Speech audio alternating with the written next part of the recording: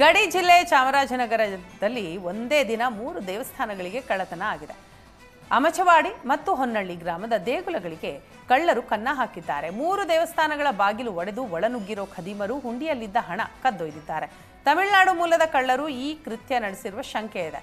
ಘಟನಾ ಸ್ಥಳಕ್ಕೆ ಪೊಲೀಸರು ಭೇಟಿ ನೀಡಿ ಪರಿಶೀಲನೆ ನಡೆಸಿದ್ದು ಚಾಮರಾಜನಗರ ಗ್ರಾಮಾಂತರ ಠಾಣೆಯಲ್ಲಿ ಪ್ರಕರಣ ದಾಖಲಾಗಿದೆ.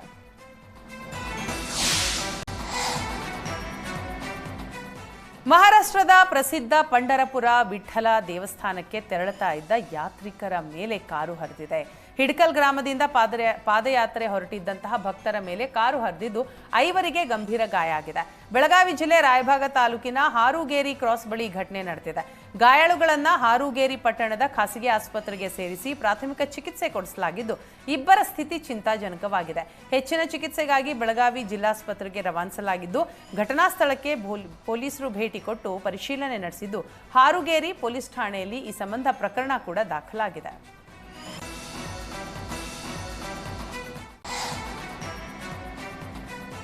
ಬೆಂಗಳೂರಿನಲ್ಲಿ ಮತ್ತೊಂದು ಅಗ್ನಿ ಅವಘಡ ಸಂಭವಿಸಿದೆ. ಆಕಸ್ಮಿಕ ಬೆಂಕಿಗೆ ಮಲ್ಲೇಶ್ವರಂನ ಪೈಪ್ಲೈನ್ ರಸ್ತೆಯಲ್ಲಿರುವ ಫರ್ನಿಚರ್ ಶಾಪ್ ಧಗಧಗಿಸಿದೆ.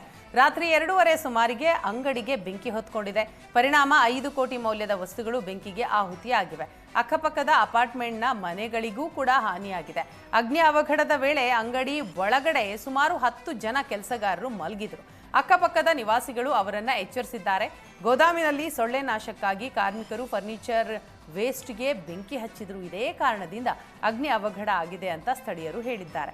ಘಟನಾ ಸ್ಥಳಕ್ಕೆ ಆರೋಗ್ಯ ಸಚಿವ ದಿನೇಶ್ ಗುಂಡೂರಾವ್ ಭೇಟಿ ಕೊಟ್ಟು ಪರಿಶೀಲನೆ ನಡೆಸಿದ್ದಾರೆ.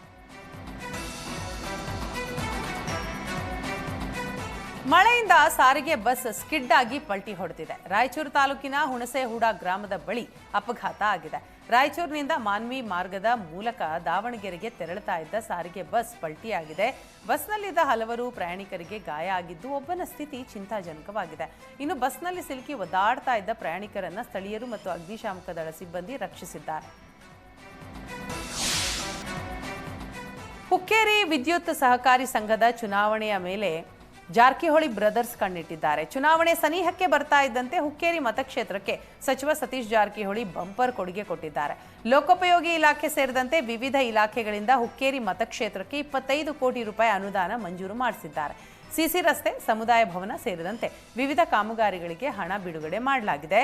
ಹುಕ್ಕೇರಿ ಪ್ರವಾಸಿ ಮಂದಿರದಲ್ಲಿ ಹಣ ಬಿಡುಗಡೆ ಆದೇಶ ಪತ್ರ ವಿತರಣೆ ಮಾಡಿದ್ದಾರೆ.